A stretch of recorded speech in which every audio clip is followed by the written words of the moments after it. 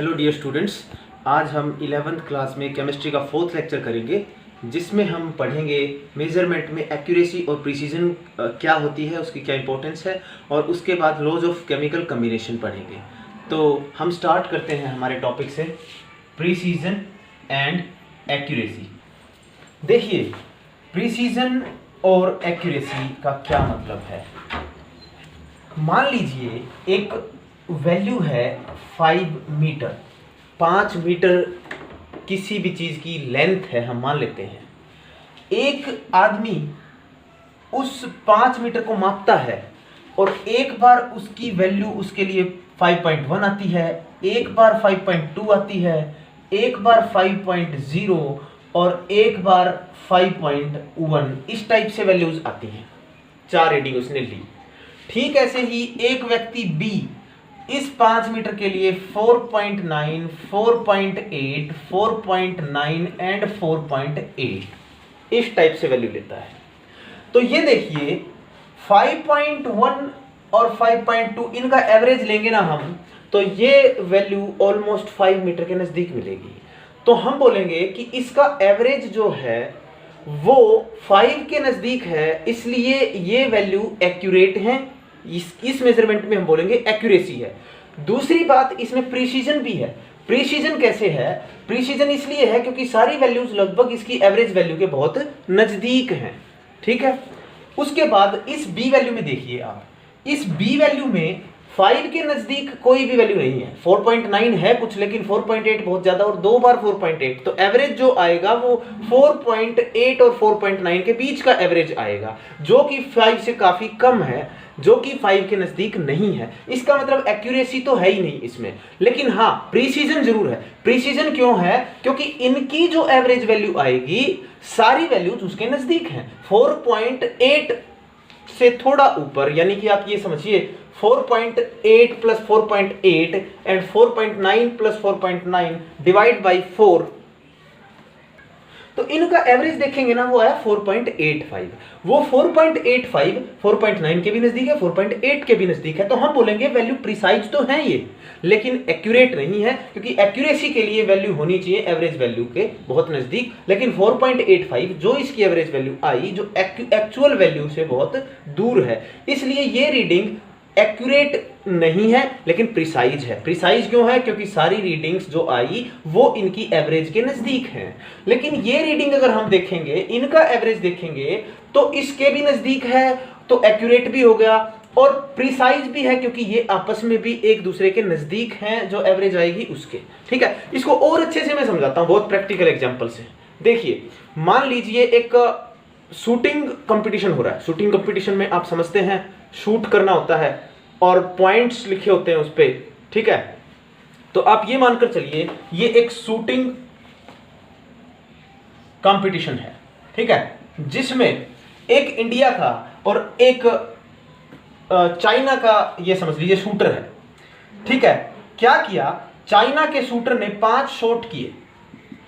ठीक है, जिसमें से उसने एक शॉट किया बिल्कुल मिडल में, एक शॉट किया इधर, एक शॉट किया इधर, एक शॉट किया इधर। ठीक है, और 5वां शॉट भी उसने बिल्कुल मिडल में कर दिया। तो हम क्या कहेंगे? हम ये कहेंगे कि उसके ज्यादातर शॉट थे वो मिडल के नजदीक थे। एवरेज वैल्यू अगर देखेंगे तो मान लिया हमने उसके 3 शॉट जो थे ना वो मिडल में थे और 2 इधर उधर थे। ओवरऑल देखेंगे तो उसकी एक्यूरेसी अच्छी थी। ठीक है, हालांकि उसकी एक्यूरेसी और प्रिसीजन दोनों ही अच्छे थे। लेकिन अगर हमारे वाला जो इंडियन शूटर है वो क्या करता है, इस पॉइंट पे मारता है और पांचों के पांचों इसी पॉइंट पे मार देता है, तो हम क्या बोलेंगे? एक्यूरेसी तो नहीं है उसकी, लेकिन उसके प्रिसीजन है। प्रिसाइज यानी कि जो वैल्यू, हो सकता है उसकी पिस्टल में कोई फॉल्ट है, वो निशाना जहां पे लगा रहा है एग्जैक्ट वहीं पर लग रहा है, लेकिन पिस्टल की फॉल्ट के कारण वो यहां पे लग पा रहा है। तो ये क्या है? वो प्रिसाइज कर रहा है, वो कैलकुलेशन को, वो मेजर जो कर रहा है, वो ऑब्जर्व जो कर रहा है, वो प्रिसाइजली कर रहा है। इसको बोलते हैं प्रिसीजन। तो एक्यूरेसी का मतलब है जो एग्जैक्ट बिंदु है उस पर लगी है, वो एक्यूरेसी। प्रिसाइज का मतलब है जितनी भी वैल्यूज आए वो वैल्यू एक ही वैल्यू के इर्द गिर्द हो, नजदीक हो, तो हम बोलेंगे प्रिसाइज है। लेकिन अगर वो ओरिजिनल वैल्यू के नजदीक नहीं है तो हम बोलेंगे वो एक्यूरेट नहीं है। तो तो एक्यूरेसी और प्रिसीजन दोनों चीजें जब होंगी तो हम बोलेंगे कि मेजरमेंट हमारी कंप्लीट होती है। ठीक है, इसको और अच्छे से आप समझेंगे जब आप नोट्स पढ़ेंगे तो। ठीक है, फिर भी कोई प्रॉब्लम आए तो आप कमेंट में पूछ सकते हैं। अब हम नेक्स्ट टॉपिक स्टार्ट करते हैं जिसमें हम पढ़ेंगे लॉज ऑफ केमिकल कॉम्बिनेशन। जब केमिकल कंबाइन होते हैं आपस में तो वो कुछ नियमों के तहत ऐसा करते हैं। जब दो केमिकल, दो कंपाउंड या दो मिक्सचर्स आपस में कंबाइन होते हैं तो उनके ऊपर कुछ रूल लागू होते हैं कि भाई ऐसे इन नियमों के तहत ये कंबाइन होंगे। उनको हम बोलते हैं लॉज ऑफ केमिकल कॉम्बिनेशन, जिसमें सबसे पहला है law of conservation of mass. तो ये देखिए, law of conservation of mass क्या कहता है?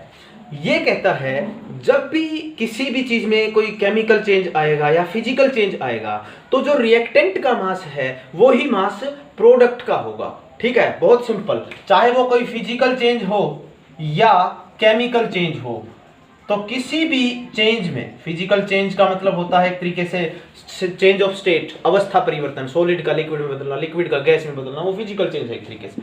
केमिकल चेंज होता है जिसमें केमिकल स्ट्रक्चर चेंज होता है, केमिकल कंपोजिशन चेंज होती है, जब एक कंपाउंड से दूसरा कंपाउंड बनता है तो वो केमिकल चेंज होता है। तो एक एग्जांपल देखिए, आइस है, अगर आइस को टेम्परेचर मिलेगा तो वो वाटर में कन्वर्ट हो जाएगी। तो अगर 100 ग्राम आइस है तो पानी भी कितना बनेगा? 100 ग्राम बनेगा। सिंपल बात ये है, law of conservation of mass के अकॉर्डिंग जितना रिएक्टेंट उतना ही प्रोडक्ट। या फिर कोई और एग्जांपल हम ले सकते हैं, जैसे NaOH प्लस HCl, तो ये बनेगा NaCl प्लस H2O। ठीक है, तो इसमें अगर ये 20 ग्राम है, ये 20 ग्राम है, ये 40 ग्राम है ना, तो ये जो टोटल कंटेंट है वो भी 40 ग्राम ही बनेगा। इसका जो मास है वो ही इसका भी मास होगा। तो ये कहता है law of conservation of mass. अब एक इंटरेस्टिंग बात मैं आपको बताता हूं law of conservation of mass के बारे में। यूरेनियम का नाभिकीय विखंडन, न्यूक्लियर फ्यूजन ऑफ यूरेनियम, आपने सुना होगा कभी कि यूरेनियम के ऊपर जब स्लो न्यूट्रॉन बॉम्बार्ड किए जाते हैं, बौछार की जाती है, तो वो टूट जाता है उसका न्यूक्लियस बेरियम और क्रिप्टॉन में, और साथ में 3 न्यूट्रॉन निकलते हैं और साथ में बहुत सारी एनर्जी निकलती है। तो ये पाया गया कि इधर जो रिएक्टेंट का मास है ना, इधर जो रिएक्टेंट का मास, रिएक्टेंट मतलब अभिकारक, उसका मास इधर वाले जो प्रोडक्ट है उसका मास कम मिला और इसका मास ज्यादा मिला। मान लीजिए ये था 100 ग्राम तो ये 98 ग्राम मिला। तो यहां पे तो मास कंजर्वेशन का रूल ये वाला फेल हो गया, जिसने ऐसा बोला था कि मास तो हमेशा ही सेम रहता है रिएक्टेंट और प्रोडक्ट का। तो यहां से एक निष्कर्ष निकला, आपने कभी पढ़ा होगा E is equal to mc², जो आइंस्टाइन ने इक्वेशन दी थी कि मास जो है ना वो एनर्जी में बदल सकता है, और इसीलिए जब ये विखंडन होता है तो विखंडन के दौरान बहुत सारी एनर्जी निकलती है, और इस फॉर्मूले से उसको एनर्जी को कैलकुलेट किया जा सकता है कि जितनी मास में कमी आई, यानी कि मास जो था वो सारा इस फॉर्मूले के तहत एनर्जी में बदल गया। तो इस चीज को देखते हुए law of conservation of mass को फिर किस रूप में बदल दिया गया? Law of conservation of mass and energy. और इसको कैसे डिफाइन किया गया कि मास और एनर्जी रिएक्टेंट के जितने होंगे उतने ही मास और एनर्जी का जोड़ प्रोडक्ट का भी आएगा। So this law can be defined as the mass and energy, sum of mass and energy of reactants is always equal to sum of mass and energy of products। यानी कि reactant की मास और energy जितनी होगी उतनी ही product की मास और energy भी होगी। अब देखिए, नेक्स्ट रूल कहता है कि एक कंपाउंड जो बनता है ना वो हमेशा उन्हीं एलिमेंट से मिलकर बनता है और उसी अनुपात में मिलने से बनता है। जैसे कांस्टेंट कंपोजिशन का मतलब एक फिक्स बनावट, यानी कि उतनी ही चीजें रहेंगी उसमें बार बार। जैसे कार्बन डाइऑक्साइड की हम बात करें, कार्बन डाइऑक्साइड चाहे हम किसी भी तरीके से ऑब्टेन करें, प्राप्त करें, उसमें हमेशा ही कार्बन और ऑक्सीजन उसी अनुपात में मिलेंगे। ये कहता है लॉ ऑफ कांस्टेंट कंपोजिशन। देखिए कार्बन डाइऑक्साइड हम किस किस तरीके से, कोयले के जलने से ऑक्सीजन की उपस्थिति में कोयला जलता है तो क्या होता है? कार्बन डाइऑक्साइड बनती है। कैल्शियम कार्बोनेट को जब गर्म करते हैं तो कैल्शियम ऑक्साइड और कार्बन डाइऑक्साइड। जब हम अपना रेस्पिरेशन करते हैं, रेस्पिरेशन का मतलब होता है क्या, जो हमारी श्वसन क्रिया है उसमें भी जो कार्बन डाइऑक्साइड निकलती है वो भी क्या होती है, CO2। तो देखिए किसी भी तरीके से ये CO2 निकले, ये CO2 में हमेशा ही कार्बन और ऑक्सीजन का अनुपात सेम रहेगा, कांस्टेंट रहेगी, उसकी बनावट एक जैसी रहेगी। यही कहता है लॉ ऑफ कांस्टेंट कंपोजिशन। कुछ एक दो इंपॉर्टेंट बातें मैं आपको बता देता हूं। ये जो मास होता है एलिमेंट्स का, वो किन किन एलिमेंट का काम आएगा मास, और क्या क्या होता है। देखिए हाइड्रोजन सबसे पहला एलिमेंट है, हाइड्रोजन का मास होता है 1, ठीक है। उसके बाद जो इंपॉर्टेंट है, कार्बन है, ऑक्सीजन है और सल्फर है, ये इनके मास, कार्बन का होता है 12, ऑक्सीजन का होता है 16, सल्फर का होता है 32। ये कुछ मासेज हैं, और भी आएंगे वो मैं बताता जाऊंगा। सोडियम का 23 होता है, क्लोरीन का 35.5 होता है, नाइट्रोजन का 14 होता है। ये इनके मास नंबर होते हैं, इनके बारे में डिटेल में हम बाद में पढ़ेंगे। अभी आपको ये याद रखने हैं कि भाई इतना मास नंबर है, ठीक है। मोल कंसेप्ट आएगा उसमें और अच्छे से पढ़ेंगे हम इसको। ये मैं अभी के लिए इसलिए बता रहा हूं क्योंकि ये जो कांस्टेंट कंपोजिशन का नियम हम पढ़ रहे हैं ना, जैसे CO2 है, जैसे H2O है, ये कंपाउंड कहीं से भी मिलेगा तो इसमें हमेशा सही वही बनावट मिलेगी, कांस्टेंट कंपोजिशन। कार्बन कितना मास देखा जाए तो कार्बन का 12 होता है, ऑक्सीजन का 1 16 होता है, 2 हो गए तो 32। इसका मतलब इनके मास का जो अनुपात है वो हमेशा 12:32 यानी कि 3:8 के रूप में मिलेगी कार्बन डाइऑक्साइड, जिसमें कार्बन और ऑक्सीजन 3:8 में मिलेंगे, 3:8 में।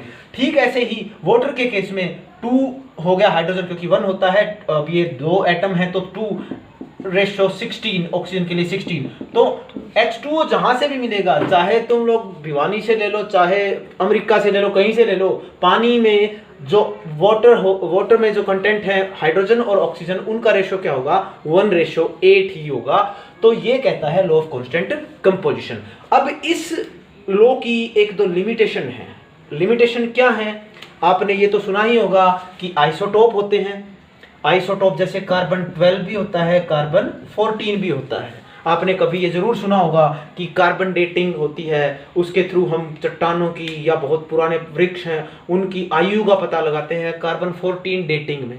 तो कार्बन 14 एक आइसोटोप होता है कार्बन का ही, कार्बन 12 भी एक आइसोटोप होता है। अब मान लीजिए मैं कार्बन डाइऑक्साइड की बात करूं और उसमें कार्बन 14 हो, तो उस केस में तो ये रेशो बिगड़ जाएगा, 14:38 32 हो जाएगा, तो ये तो रेशो बिगड़ गया। इसका मतलब ये कांस्टेंट कंपोजिशन का नियम था वो आइसोटोप को लेकर नहीं चला था, इसलिए आइसोटोप की जहां पर बात आती है तो ये फेल हो जाता है। पॉइंट इसका ये है फेलियर का कि देखिए C2H5OH एंड CH3OCH3, ये 2 कंपाउंड बन गए। इसमें देखो कार्बन कितने, 2, हाइड्रोजन कितने, 6, ऑक्सीजन कितना, 1। इसमें भी कार्बन 2, हाइड्रोजन 6 और ऑक्सीजन 1 है। तो अब इसमें क्या हुआ, फिक्स जो अनुपात है दोनों में एक जैसा है, तो लेकिन कंपाउंड तो दोनों अलग अलग हैं। ये क्या है, इथाइल एल्कोहल, इथेनॉल जिसको बोलते हैं, आपने पढ़ा होगा 10th क्लास में। और ये क्या है, ये है डाई मिथाइल ईथर या मिथोक्सी मीथेन बोलते हैं। दोनों की प्रकृति भी बहुत अलग है और दोनों का नेचर और दोनों की जो केमिकल कंपोजिशन है वो बहुत अलग चीजें हैं दोनों। तो ये लॉ ऑफ कांस्टेंट कंपोजिशन ऐसी चीजों को भी जस्टिफाई नहीं करता है। इसमें ये बात लागू नहीं हो रही है कि भाई हमेशा उसी बनावट में वही कंपाउंड बनाएंगे जो एलिमेंट मिलेंगे, तो जरूरी नहीं है उसी रेशो में वो सेम कंपाउंड बनाएं। तो इस तरीके से 2 लिमिटेशन हो गई हैं लॉ ऑफ कांस्टेंट कंपोजिशन की, ठीक है। तो नेक्स्ट लॉ जो है वो है लॉ ऑफ मल्टीपल प्रोपोर्शंस। समझिए इसको, मल्टीपल प्रोपोर्शंस क्या होते हैं, लॉ ऑफ मल्टीपल प्रोपोर्शंस क्या कहते हैं।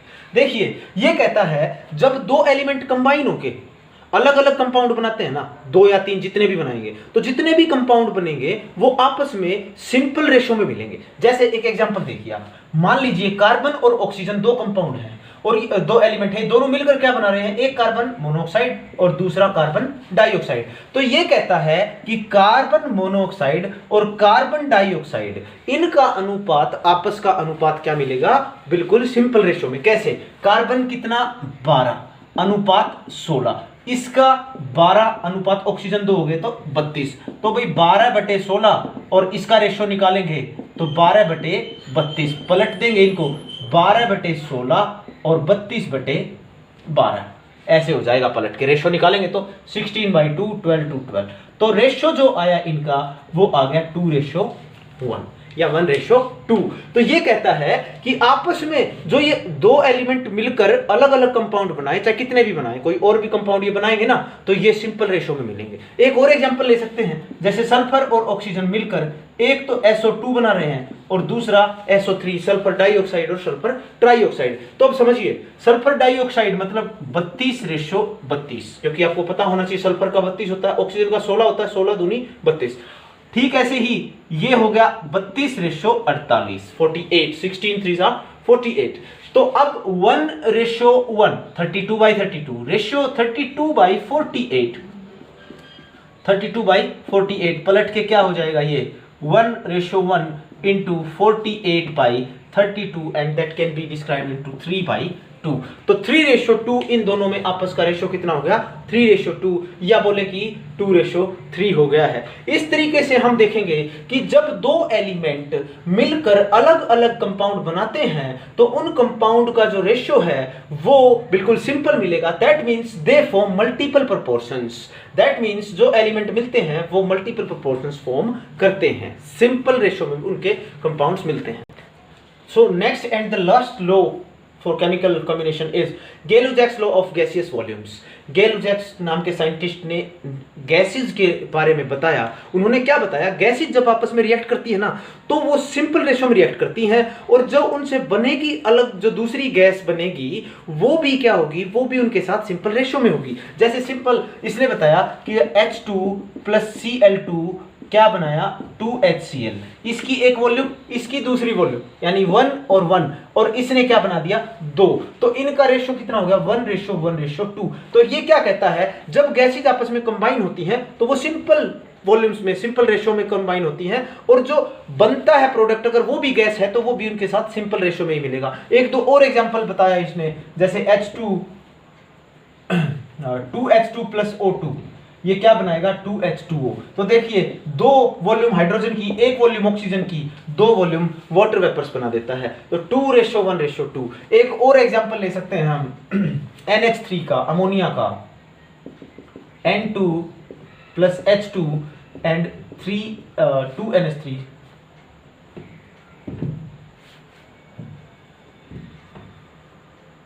एक वॉल्यूम तो नाइट्रोजन का है, 3 volumes are of hydrogen and 2 volumes are of ammonia. तो 1:3:2। Gay-Lussac's लॉ हमें ये कहता है कि जब दो गैसेस कंबाइन होती हैं तो वो सिंपल रेशो में कंबाइन होती हैं, और जो प्रोडक्ट है वो भी अगर गैस आता है तो वो भी सिंपल रेशो में मिलेगा 1:1:2, 2:1:2, 1:3:2। ये है सिंपल रेशो। तो आज हमने केमिकल कॉम्बिनेशन के लॉज किए हैं और इसके अलावा प्रिसीजन और एक्यूरेसी का छोटा सा टॉपिक किया था। उम्मीद करता हूं आपको सब समझ में आ गया होगा। नहीं कोई किसी प्रॉब्लम में अगर कोई प्रॉब्लम आप फेस कर रहे हैं तो आप कमेंट कर सकते हैं, और मेरे पास व्हाट्सएप मैसेज कर सकते हैं, कॉल भी कर सकते हैं। मेरा नंबर है 9896570792। और सिंप्लीफाइड नोट्स आपको कल तक इसके मैं सुबह तक अपने ग्रुप में, जो व्हाट्सएप ग्रुप है हमारा, उस पर मैं डाल दूंगा। उम्मीद करता हूं आपको सब समझ में आ रहा है। कोई प्रॉब्लम आए तो आप फ्रेंकली पूछ सकते हैं, कोई भी चीज़ किसी भी टाइम आपको रिप्लाई जरूर मिलेगा। Thank you very much.